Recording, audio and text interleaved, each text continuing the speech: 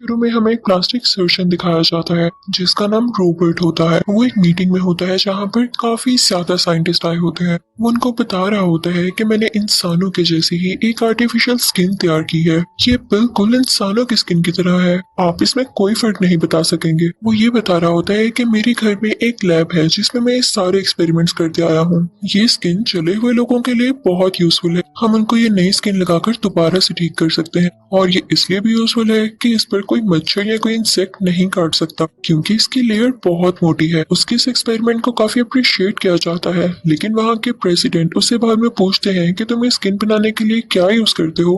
तो रॉबर्ट कहता है कि जानवरों का खून। फिक्र न करें, मैं किसी इंसान को कोई नुकसान नहीं पहुंचा रहा, मैं तो इंसानों को बचाने के लिए काम कर रहा हूँ। तो वो प्रेसिडेंट कहता है कि लेकिन फिर भी ये गलत बात है, तुमने अभी तक इसे ट्राई किया है? तो रोबोट कहता है कि जी, ट्राई करने के बाद ही तो मैं बता रहा हूँ कि इंसानों की स्किन के साथ बिल्कुल मैच कर जाती है। मैंने सीक्रेटली से एक इंसान पर ट्राई किया है। तो प्रेसिडेंट कहता है कि ये तुमने बहुत गलत किया, तुम्हें हम सबको बताना चाहिए था। ये तुम अपने ही घर में किसी भी इंसान पर कोई भी एक्सपेरिमेंट कर दोगे, और अगर सोचो कि एक्सपेरिमेंट फेल रहता तो तुम्हारा क्या होता। तुमने किसी इंसान के डीएनए के साथ रद्दो बदल कर दी है, किसी और का डीएनए उसके साथ मैच कर दिया है, और तुम जानते हो ना कि साइंस में ये करना एक क्राइम है। आई एम सॉरी, मैं तुम्हें इस एक्सपेरिमेंट के लिए लाइसेंस नहीं दे सकता, तुम्हें इसको डिसकंटिन्यू करना होगा। तो रोबोट कहता है कि ठीक है, जैसे आपको ठीक लगता है आप कर लें। और वहां से वो गुस्से में अपने घर आ जाता है। उसके घर में एक लड़की होती है जिसके छोटे बाल थे और वो हमेशा स्किन कलर का ड्रेस पहनती थी। उसका नाम था वेरा।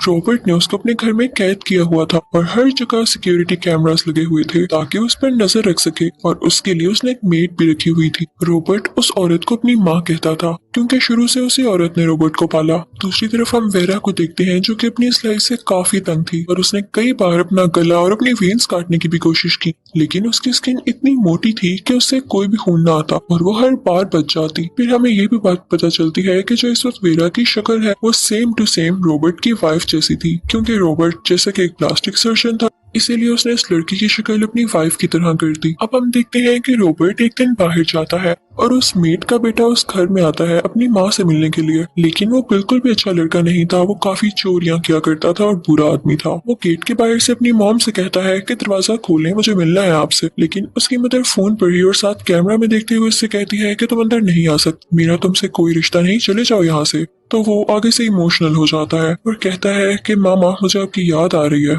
तो वो मेड इमोशनल होकर दरवाजा खोल देती है। वो बुरा आदमी अंदर आके किचन में से सारी चीजें खाने लगता है। साथ ही साथ वो एक एलसीडी पर देख रहा होता है कि कोई लड़की है जिसकी शक्ल रॉबर्ट की वाइफ से मिल रही है। वो कहता है कि ये तो मारी गई थी, ये कहाँ से आई। वो उसके पास जाता है और उसे टॉर्चर करने लगता है, लेकिन तभी लकीली वहाँ पर रॉबर्ट आ जाता है और ऐसा होते देख के उस बुरे लड़के को शूट कर देता है और वेरा के पास जाता है। उससे कहता है कि तुम ठीक हो। यहाँ पे पहली बार रॉबर्ट की फीलिंग्स में चेंज आया था क्योंकि वेरा के साथ कोई बुरा कर रहा था। वेरा की शक्ल उसकी वाइफ की तरह थी, तो वो ये नहीं बर्दाश्त कर पाता कि उसके साथ कोई बुरा कर रहा है। उसके बाद रॉबर्ट उस बुरे आदमी की बॉडी को वहाँ से ले जाता है। इसके बाद मेड वेरा के पास जाती है और उससे कहती है कि क्या मैं तुम्हें कुछ सच बताऊं, अगर वो बुरा लड़का मेरा बेटा है तो एक बात बताती हूँ, रॉबर्ट भी मेरा सगा बेटा है, असली बेटा है। लेकिन जो बेटा उनका मर गया होता है वो और रॉबर्ट सौतेले भाई थे, यानी इन दोनों के फादर्स चेंज थे।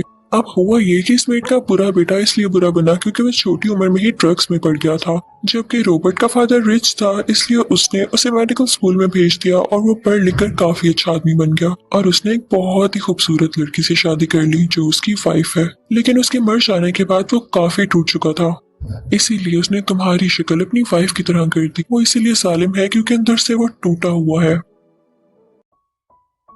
लेकिन ये बात मेरे बेटे को भी नहीं पता कि मैं उसकी माँ हूँ, क्योंकि शुरू से उसके फादर ने मुझे इस तरह घर में रखा जैसे मैं उसकी मेड हूँ। जब इस मेड के पूरे बेटे को ये खबर हुई कि रॉबर्ट ने इतनी प्यारी लड़की से शादी कर ली है तो वो बहुत जेलस हुआ और वो आहिस्ता आहिस्ता इनके घर आना शुरू हो गया। उसने रॉबर्ट की वाइफ को अपनी बातों में लगा लिया और उसे लेकर एक दिन कहीं चला गया, लेकिन रास्ते में इन दोनों की गाड़ी का बहुत बुरा एक्सीडेंट हुआ और इनकी गाड़ी पूरी तरह से जल गई, जिसमें रॉबर्ट की वाइफ भी जल गई और मेरा बेटा वहां से भाग गया। लेकिन जब रॉबर्ट को ये पता चला तो उससे तो अपनी बीवी से बहुत प्यार था। वो फिर भी अपनी बीवी को अपने घर ले आया, उससे कहने लगा कि मैं तुम्हें ठीक कर दूंगा रॉबर्ट इतना इनोसेंट था और अपनी वाइफ के साथ बहुत लॉयल। अब उसकी वाइफ को भी एहसास होने लगा था कि उसने गलत किया और वो जल जाने की वजह से काफी उदास रहा करती थी, इसलिए वो एक कमरे में ही बंद रहती थी जहाँ पर वो अंधेरा करके लेटी रहा करती थी। उसके कमरे में इसीलिए कोई शीशा नहीं रखा गया कि कहीं वो अपना फेस और बॉडी देख के डर न जाए।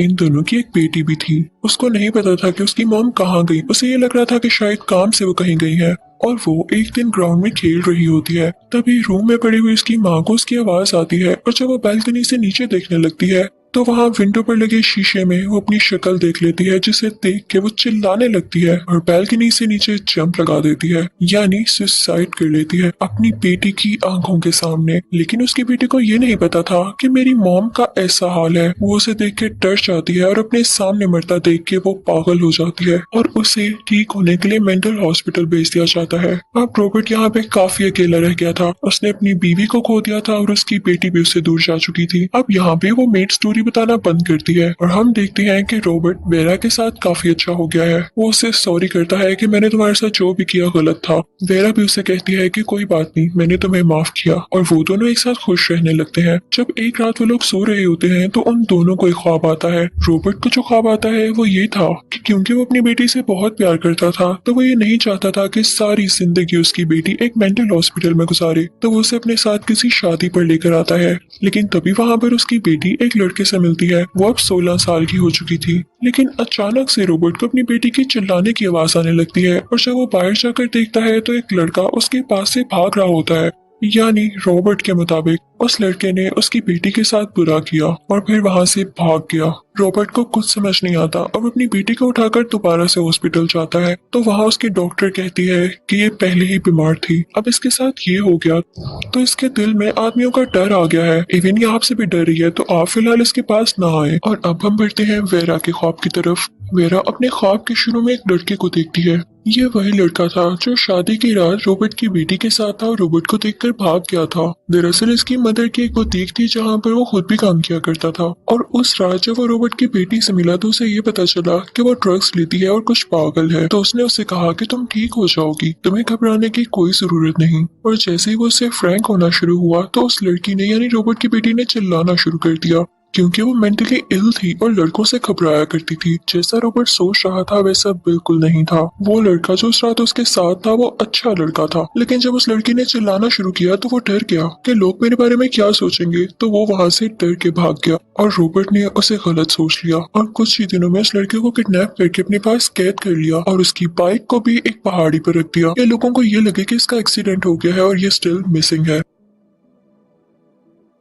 पुलिस को लगता है कि वो शायद डूब गया हो और वो इस केस को बंद कर देती है, यानी रॉबर्ट पर कोई नाम नहीं आता। लेकिन इस दौरान उसकी मदर ने न्यूज़पेपर में काफी ज्यादा बार बोला, अपने बेटे की एक पिक्चर भी थी कि मेरा बेटा मिसिंग है। वो अखबार रॉबर्ट के पास भी आया लेकिन रॉबर्ट के दिल में जरा रहम नहीं आया, बल्कि उल्टा उसने उस लड़के का जेंडर ही चेंज कर दिया। डॉक्टर्स भी उसके साथ मिल गए। रॉबर्ट ने उस लड़के को अपने घर में ही कैद कर लिया था अपनी बेटी का बदला लेने के लिए, जो कि सिर्फ उसकी गलत फहमी थी, मिसअंडरस्टैंडिंग थी। इवन एक दिन ऐसा आया जब उसने उसकी शक्ल ही बदल दी, बिल्कुल लड़की की तरह बना दिया और यहाँ देख के हैरान रह जाएंगे कि ये कोई और नहीं बल्कि वेरा थी। यानी रॉबर्ट ने उस लड़के को ट्रांसफॉर्म कर दिया था एक लड़की में और अपनी वाइफ की शक्ल देख के उसे वेरा बना दिया और जो स्किन उसने बना रखी थी उसने वही स्किन वेरा की बॉडी पर लगाना शुरू कर दी, जिससे किसी को पता ही न चल सके कि ये पहले लड़का हुआ करती थी। इस बात को 6 साल हो गए और वेरा अपनी जिंदगी से बिल्कुल खुश नहीं थी। उसने कई बार अपनी जान लेने की कोशिश की लेकिन जैसा कि पहले भी आपको बताया उसकी स्किन कटती ही नहीं थी, ना उसे कुछ होता था। और यहाँ पर वेरा का भी ख्वाब खत्म हो जाता है। यानी दोनों के ख्वाबों में इन लोगों की इनसिक्योरिटी थी, इन लोगों का डर था, ऐसी चीज जो ये लोग कभी बुला नहीं सकते थे। अब जब वो दोनों सुबह उठते हैं तो एक दूसरे से सॉरी करते हैं और कहते हैं कि अब हम साथ रहेंगे जैसे कभी कुछ ना हुआ हो। वो एक साथ नाश्ता करते हैं यानी ब्रेकफास्ट करते हैं और काफी बातें करते हैं। लेकिन तभी वहाँ पर रॉबर्ट का एक दोस्त आता है। वो उसे वही न्यूज़पेपर दिखाता है जिसमें उस लड़के के मिसिंग होने की खबर थी। वो कहता है कि पुलिस इस केस पर दोबारा से इन्वेस्टिगेशन कर रही है क्योंकि उसकी माँ अभी तक इस बात को नहीं भूली और मुझे डर है कि तुम भी जल्द पकड़े जाओगे क्योंकि तुमने बिना इजाजत के उस लड़के का जेंडर चेंज किया है। तो तभी वहाँ पर वेरा आती है और कहती है कि मैं ही हूँ लड़की जो पहले लड़का हुआ करती थी। ये सब कुछ मेरी मर्जी से हुआ है, मैंने इस बात की इजाजत दी थी रॉबर्ट को। ये कहकर वो रोबोट का दिल जीत लेती है और रोबोट अब वेरा को और भी अच्छा जानने लगा था। यानी अब उसका डर ही खत्म हो गया था कि कभी वो पकड़ा भी जाएगा। और वो वेरा से कहता है कि तुम मुझे अब और भी ज्यादा अच्छी लगने लगी हो, तुमने मेरा साथ दिया, इसके लिए शुक्रिया। उसके बाद वो दोनों अपने अपने काम पर लग जाते हैं। तभी वेरा अपनी कोई चीज ढूंढ रही होती है तो उसे वही न्यूज़पेपर दिखाई देता है जिसमें उसकी पुरानी पिक्चर थी जब वो लड़का हुआ करती थी। और जब उसे सब कुछ फील होता है कि मेरी मदर मुझे कितने सालों से ढूंढ रही है और इसने यहाँ पर मुझे 6 साल से कैद रखा हुआ है, उसे अपनी पुरानी शक्ल देख के सब कुछ याद आने लगता है। उसे रोबोट पर बहुत गुस्सा आता है। वो गन लेकर ऊपर जाती है और रोबोट को शूट कर देती है। रोबोट यहाँ पर अपनी आखिरी सांस लेता है। उसकी मेट यानी रोबोट की मदर भी ऊपर आती है। उसके हाथ में भी गन होती है, लेकिन इससे पहले कि वो वेरा को शूट करती, वेरा उसे भी मार डालती है। और अब वो कुछ नहीं जानती थी सिवाय इसके कि उसे अपनी मदर से मिलना है। वो कहती है कि बस बहुत हो गई एक्टिंग और मुझसे नहीं बर्दाश्त होता। वो रोबोट के साथ अच्छा रहने का जो भी कुछ ड्रामा कर रही थी वो सिर्फ एक एक्टिंग थी और वो इसलिए कर रही थी कि उसको मार कर उससे आजादी हासिल कर सके। वो सीधा वहां से अपनी मदर की बुटीक में जाती है जहाँ पर वो खुद भी काम किया करती थी। वहां पर उसे अपनी मदर की असिस्टेंट मिलती है और उसके सामने वो रो देती है। वो उससे कहती है कि मैं वही लड़का हूँ, जब मैं लड़का था तो तुम्हें पसंद किया करता था, लेकिन देखो उन लोगों ने मेरे साथ क्या किया। इस बात को 6 साल हो गए हैं और मैं इस रियलिटी को एक्सेप्ट ही नहीं कर पा रहा। और तभी वहां पर उसकी मदर भी आ जाती है और फेरा रोने लगती है कि मामा, मैं आपका वही बेटा हूँ। बेशक उन्होंने मेरी स्किन चेंज कर दी, मेरा जेंडर चेंज कर दिया, लेकिन मैं अभी भी आपका वही बेटा हूँ। और इसी इमोशनल सीन के साथ ये मूवी भी यहीं पर खत्म हो जाती है।